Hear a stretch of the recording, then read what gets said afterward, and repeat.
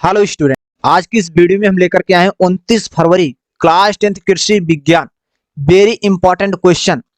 Paper से पहले जरूर देंगे। टारगेट हमारा है 100 में 100। यदि आप अपने बोर्ड एग्जाम में 100 में 100 स्कोर करना चाहते हैं तो आप बिल्कुल सही जहां पा रहे हैं। यहां हम आपकी 100% तैयारी कराएंगे बिल्कुल फ्री। अब तैयारी आपको कैसे करना है हम आपको बताने चल रहे हैं। ध्यान पूर्वक सुनिएगा, हर एक कॉन्सेप्ट को ध्यान से समझिएगा। हम आपको लगभग 200 बहुविकल्पी क्वेश्चन कराएंगे, 200 बहुविकल्पी क्वेश्चन कराएंगे।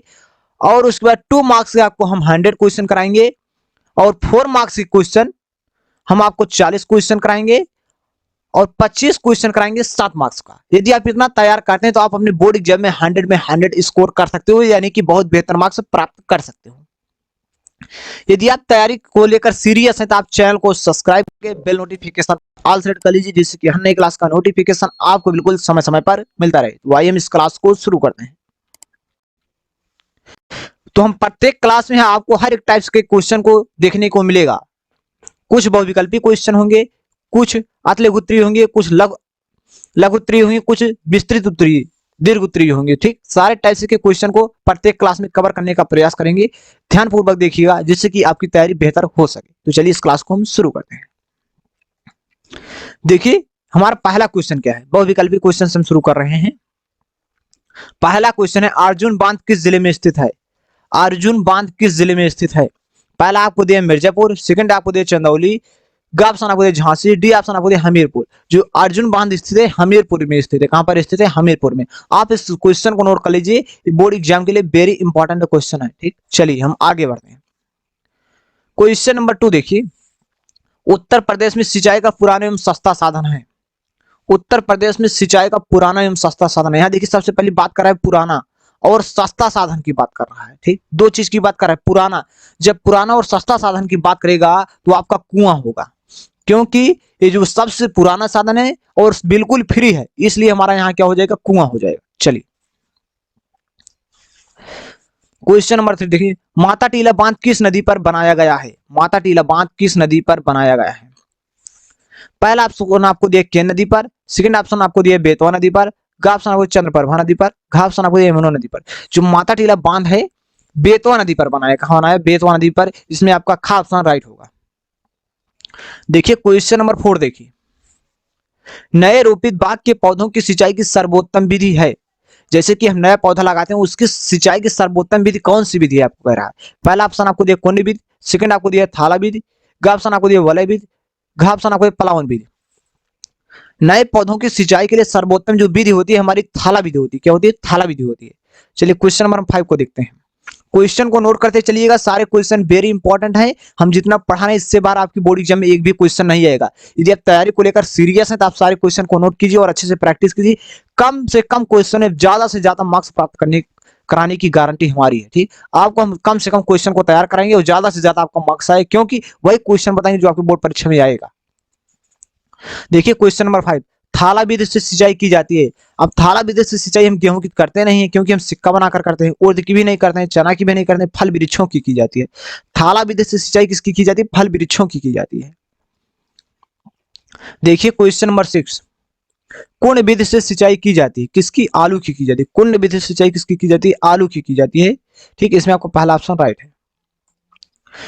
देखिए इसके पहले मैंने आपको एक क्वेश्चन में उत्तर प्रदेश में सिंचाई का पुराने एवं सस्ता साधन की बात हो रहा था। यहाँ क्या कर रहा है? उत्तर प्रदेश में सिंचाई का प्रमुख साधन, प्रमुख साधन जो हमारा है यहाँ हो जाएगा कुआं तो नहीं है, नहर है। ठीक, उत्तर प्रदेश में सिंचाई का प्रमुख साधन जो है ये हर एक जगह आपको मिल जाएगा और बिल्कुल फ्री होता है। कुछ इसमें आपको पैसे देने होते हैं, जैसे कि आपके घर में बिजली लगी होती है उस प्रकार से उसका पेमेंट करते हैं, उसी प्रकार से नहर का भी बिल देना होता है। लेकिन इस समय माफ हो चुका है, इसलिए जो उत्तर प्रदेश में सिंचाई का जो प्रमुख साधन है हमारा नहर ही है। ठीक, क्योंकि घर घर पर कुआं होता है लेकिन नहर से हम सिंचाई कर सकते हैं खेती बेहतरीन तरीके से। देखिए यहाँ क्वेश्चन नंबर 8 को देखिए, चंद्रप्रभा बांध स्थित है। चंद्रप्रभा बांध स्थित है, पहले आपको ऑप्शन दिया है इलाहाबाद जनपद में, चंदौली जनपद में, झांसी जनपद में, मिर्जापुर जनपद में।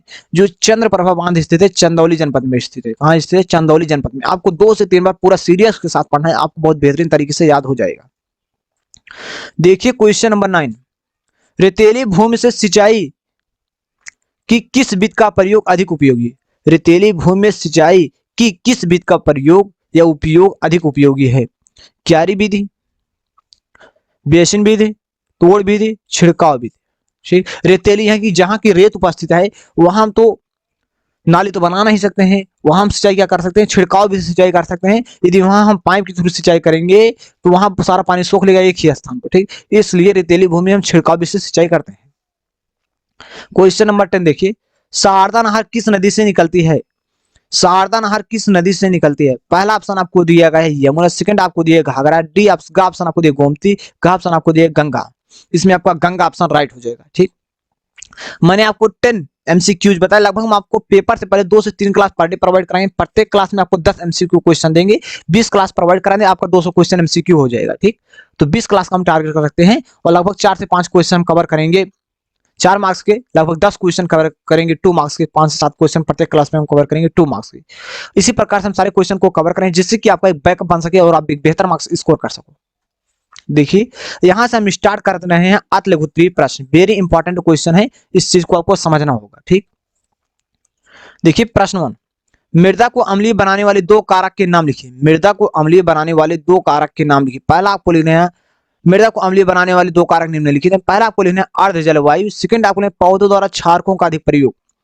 अर्ध जलवायु, पौधों द्वारा क्षारकों का अधिक प्रयोग या उपयोग। ठीक, चलिए क्वेश्चन नंबर 2 देखते हैं। ऊसर भूमि को सुधारने के लिए प्रयोग किए जाने वाले 2 रासायनिकों के नाम लिखिए। ऊसर भूमि को सुधारने के लिए प्रयोग किए जाने वाले 2 रासायनिकों के नाम लिखिए। ऊसर भूमि को सुधारने के लिए निम्नलिखित 2 रासायनिकों का प्रयोग किया जाता है। पहला प्रयोग किया जाता है जिप्सम, सेकंड प्रयोग किया पायराइट। जिप्सम और पायराइट से हम प्रयोग करके खेत में उपज की शक्ति को हम बढ़ा सकते हैं। तो आप इस क्वेश्चन को नोट कर लीजिए, वेरी इंपॉर्टेंट क्वेश्चन है। सारे इंपॉर्टेंट क्वेश्चन है, 29 फरवरी को सारे क्वेश्चन आपको देखने को मिलेंगे, क्योंकि हम जो क्वेश्चन बताएं सारे क्वेश्चन रिपीटेड क्वेश्चन है, वायरल क्वेश्चन है। यहाँ देखिए क्वेश्चन नंबर 3 देखिए, मृदा में जैव पदार्थ संरक्षण के 2 उपाय लिखिए। मृदा में जैव पदार्थ संरक्षण के 2 उपाय, खेत की गहरी जुताई करना, खेतों की मेड़बंदी करना। खेत की गहरी जुताई करना, खेतों की मेड़बंदी करना। ठीक, आपको लिए मृदा में जैव पदार्थ संरक्षण के 2 उपाय, पहला आपको लिए खेत की गहरी जुताई करना, सेकंड आपको लिए खेतों की मेड़बंदी करना।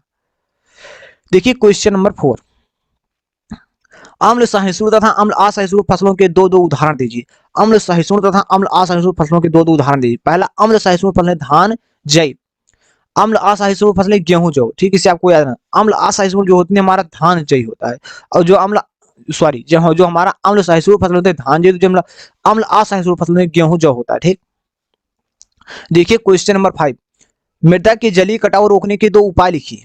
मृदा के जलीय कटाव रोकने के निम्न 2 उपाय हैं। पहला भूमि को समतल करना, वृक्षारोपण करना। मृदा के जलीय कटाव रोकने के 2 उपाय क्या है, भूमि को समतल करना, वृक्षारोपण करना। सारे वेरी इंपॉर्टेंट क्वेश्चन है, आपको नोट करना है। चलिए यहाँ क्वेश्चन नंबर हम 6 को देखते हैं। जलीय भूक्षरण के 2 कारण लिखिए। जलीय भूक्षरण के 2 कारण लिखिए। पहला जलीय भूक्षरण के निम्न 2 कारण है, पहला परत कटाव, दूसरा नालीदार या रील कटाव। ठीक, क्वेश्चन नंबर 7 देखिए, भूमि संरक्षण के 4 उपायों के नाम लिखिए। भूमि संरक्षण के 4 उपायों का नाम लिखिए। भूमि संरक्षण के 4 उपाय निम्नलिखित हैं। पहला वृक्ष लगाना, सेकंड घास लगाकर चारागाह बनाना, भूमि को समतल करना, कंटूर पर खेती करना। क्या है, कंटूर पर खेती करना। ये 4 कारण हैं, ये 4 उपाय हैं, आप लिख सकते हैं। भूमि को भूमि संरक्षण के 4 उपाय के नाम यही हैं, वृक्ष लगाना, घास लगाकर चारागाह बनाना, भूमि को समतल करना, कंटूर पर खेती करना। देखिए क्वेश्चन नंबर 8, लवणीय मृदा में पाए जाने वाले 4 लवणों के नाम लिखिए। लवणीय मृदा में पाए जाने वाले 4 लवणों के नाम, पहला आपको लें सोडियम क्लोराइड, सेकंड आपको लें सोडियम सल्फेट, सेकंड आपको लें कैल्शियम क्लोराइड, 4 आपको लें कैल्शियम सल्फेट। ठीक, sodium chloride, sodium sulphate, calcium chloride, calcium sulphate. ठीक, 4 लवणीय मृदा में पाए जाने वाले 4 लवणों के नाम आप लिख सकते हैं। आपके क्वेश्चन है, वेरी इंपॉर्टेंट क्वेश्चन है भैया। क्वेश्चन नंबर 9 देखिए, अम्लीय मृदा में पाए जाने वाले लवणों के नाम लिखिए। अम्लीय मृदा में पाए जाने वाले 2 लवणों के नाम, यहाँ मैंने देखिए अम्लीय मृदा में पाए जाने वाले लवणों के नाम, एल्युमिनियम, आयरन, मैग्नीशियम। एल्युमिनियम को हम Al से लिखते हैं, आयरन को Fe से लिखते हैं, मैग्नीशियम को Mn से लिखते हैं। ठीक, आप नोट कर सकते हो। क्वेश्चन नंबर 10 देखिए, क्षरण अवरोधी 3 फसलों के नाम लिखिए। क्षरण अवरोधी 3 फसलों के नाम, क्षरण अवरोधी 3 फसलों के नाम, चना, मूंग, उर्द, मूंगफली। आप 4 फसल के नाम लिख सकते हैं। देखिए चना, मूंग, उर्द, मूंगफली। ठीक, यहाँ यहाँ मैंने 10 क्वेश्चन आपको कंप्लीट कराए अतलिक उत्तरीय, ठीक। मैंने आपको बहुविकल्पीय क्वेश्चन बताया, अतलिक उत्तरीय क्वेश्चन बताया, हम लघु उत्तरीय क्वेश्चन बताएंगे 4 मार्क्स के क्वेश्चन, ठीक। वो 7 मार्क्स के क्वेश्चन आपकी बोर्ड परीक्षा में पूछे जाएंगे। 20 मार्क्स के क्वेश्चन आपकी बहुविकल्पीय आएंगे और 20 मार्क्स के क्वेश्चन आपके अतलिक उत्तरीय आएंगे। और उसके बाद 16 मार्क्स के क्वेश्चन, 4 क्वेश्चन आपसे पूछे जाएंगे 4-4 मार्क्स के, और 7 मार्क्स के क्वेश्चन आपको 2 सॉल्व करना होगा। तो 7 दूनी 14, टोटल 20 प्लस 20 प्लस 16 प्लस 14 आप करेंगे तो आपका 70 मार्क्स कंप्लीट हो जाएगा, ठीक। अब यहां से स्टार्ट हम करते हैं लघु उत्तरीय क्वेश्चन। वेरी इंपॉर्टेंट क्वेश्चन है, ध्यानपूर्वक समझिएगा जिससे कि आप बोर्ड एग्जाम में बहुत बेहतर मार्क्स प्राप्त कर सको। देखिए क्वेश्चन नंबर 1, सिंचाई की ड्रिप विधि क्या है, इसके 3 लक्षणों 3 लाभों का उल्लेख कीजिए। सिंचाई की ड्रिप विधि क्या है, इसके 3 लाभों का उल्लेख कीजिए। ड्रिप या टपकेदार सिंचाई विधि, या ड्रिप हो या टपकेदार सिंचाई विधि, दोनों एक ही है, ठीक। इस विधि में जल पौधों की जड़ों में सीधा बूंद बूंद के रूप में पहुंचाया जाता है। प्रत्येक पौधे के पास पीवीसी पाइप लगा जिसका संबंध मुख्य पाइपलाइन से होता है, ठीक। इस विधि में जल पौधों की जड़ों में सीधा बूंद बूंद के रूप में पहुंचाया जाता है, ठीक। जो हमारा पेड़ होता है, ये आपका हम मानते हैं पेड़ है, इस प्रकार से आपका पेड़ है, आपके नीचे जड़ है, इस पाइप के थ्रू यहाँ सीधा जल पहुंचाया, इसके जड़ में पहुंचाया, ठीक। बूंद बूंद के रूप में पहुंचाया जाता है। प्रत्येक पौधे के पास पीवीसी पाइप लगा होता है, जितने पौधे होते हैं सारे पौधे के पास पीवीसी पाइप लगा होता है जिसका संबंध मुख्य पाइपलाइन से होता है, ठीक, जहां से पानी आता है, ठीक। अब ड्रिप सिंचाई से लाभ, यहाँ देखिए ड्रिप सिंचाई से हमें क्या क्या लाभ होता है इसको हम समझते हैं। इसमें जल हानि कम होती है, इसमें हमें पानी की बचत होती है और पानी कम लगता है, इससे कि जल हानि कम होती है, ठीक। कम पानी वाले क्षेत्रों के लिए उत्तम है, जहां पानी कम है वहां पीवीसी पाइप के थ्रू हम पौधे के पास पानी पहुंचा करके पानी की बचत कर सकते हैं जहां कम पानी है, ठीक। पानी के साथ उर्वरक दवाइयां मिलाई जा सकती हैं, हम पीवीसी पाइप के थ्रू जहां से पेड़ पेड़ में पानी चला वहां हम दवाई मिला करके पेड़ के पास हम दवाई पहुंचा सकते हैं पानी के थ्रू। कम पानी तथा कम उर्वरक प्रयोग करने से आर्थिक लाभ होता है, वहां आपकी बचत होती है, वहां आपका ज्यादा मुनाफा होता है, ठीक, आर्थिक लाभ होता है। चलिए यहाँ क्वेश्चन नंबर 2 देखिए, जल निकास से लाभ एवं हानि बताओ। जल निकास से लाभ एवं हानि बताओ। चलिए, जल निकास से लाभ, भूमि की भौतिक दशा में सुधार होता है जिससे उपज बढ़ती है। देखिए भूमि की भौतिक दशा में सुधार होता है, जल निकास से लाभ, जैसे कि आपके खेत में पानी भरा हुआ है, वहां से आप पानी निकाल देते हैं तो उसकी भूमि की भौतिक दशा में सुधार आ जाता है जिससे उसकी उपज बढ़ जाती है, ठीक। खेतों से जल निकास होने के बाद अगली फसल के लिए खेत की तैयारी एवं बुरुआई समय पर हो जाती है। जैसे कि आपके खेत में पानी, आप उस पानी को निकलवा देते हैं और आपकी जो खेत में फसल है समय पर बोई जाएगी और समय पर आपका फसल तैयार होगा, ठीक। इससे कि आपका आर्थिक लाभ होगा, इसमें फसल का उत्पादन भी बढ़ जाएगा। देखिए तीसरा देखिए, हानिकारक लवण भूमि के ऊपरी क्या है, यानी कि भूमि की ऊपरी सतह पर एकत्रित नहीं हो पाते हैं, अतः भूमि ऊसर नहीं हो पाती है। हानिकारक लवण भूमि की ऊपरी सतह पर एकत्र नहीं हो पाते, जैसे कि आप पानी निकाल लेते हैं तो जो भूमि है ऊसर नहीं हो पाती है, और क्या है भूमि ऊसर नहीं हो पाती, इससे कि आपकी उत्पादन क्षमता बढ़ जाएगी, ठीक।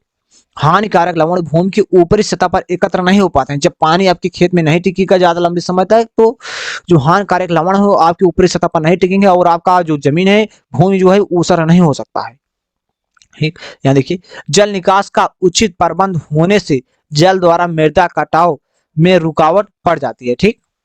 ये थे मैंने आपको 2 क्वेश्चन बताया। हम समझते हैं कि ये 2 क्वेश्चन जो है 4 मार्क्स के क्वेश्चन है, 4 मार्क्स का क्वेश्चन है आपका, ठीक। अब यहाँ हम आपको इसका हानि बताते हैं, ठीक। जल निकास से हानियां, तो जैसे कि हम खेत से पानी निकाले तो हमें इसका क्या क्या हानि, मैंने लाभ तो आपको बताया लेकिन अब हानि बताने चल रहे हैं। पौधों की जड़ें पानी के लिए नीचे को बढ़ती हैं, खेतों में अधिक पानी भरा रहने से जड़ों को पानी ऊपर ही प्राप्त हो जाता है जिससे कि जड़ ऊपर रहकर फसलों को निर्बल बनाती है। जैसे कि आपके खेत में पानी है तो जो पौधे हैं उन्हें ऊपर ही पानी मिल जाता है तो उसकी जड़ नीचे नहीं जाती है, ध्यान समझिएगा। जैसे कि आपका एक पेड़ है, ठीक, पानी ने ऊपर ही मिल जाएगा तो इसकी जड़ जो है नीचे नहीं जाएगी, इससे पेड़ कमजोर हो जाएगा। जब ऊपर पानी नहीं मिलेगा तो जड़ नीचे जाएगी तो उसकी जड़ जो है मजबूत हो जाएगी, जिससे कि उसकी उत्पादन क्षमता पेड़ में बढ़ जाएगी क्योंकि उससे ताकत मिल जाएगी, उसकी जड़ मजबूत हो जाएगी, ठीक। हाँ देखिए, लाभदायक जीवाणुओं के सुचारू रूप से कार्य करने के लिए भूमि में पर्याप्त वायु और उचित ताप की आवश्यकता होती है, जिसके कारण जैव पदार्थ और खाद्यों का खनिजीकरण करने वाले मृदा जीवाणुओं की क्रियाशीलता पर प्रतिकूल प्रभाव पड़ता है, ठीक है। आपका दूसरा स्टेप है, इसे भी आपको नोट कर लेना है। भूमि में अधिक नमी होने पर उसमें ओट बहुत देर में आती है, यानी कि बोने का समय बहुत देर में आता है, अतः फसलों की बुआई के लिए खेती को समय पर तैयार नहीं किया जा सकता है। जब आपके खेत में पानी है तो आप फसल को समय पर तैयार नहीं कर सकते हैं बोने के लिए।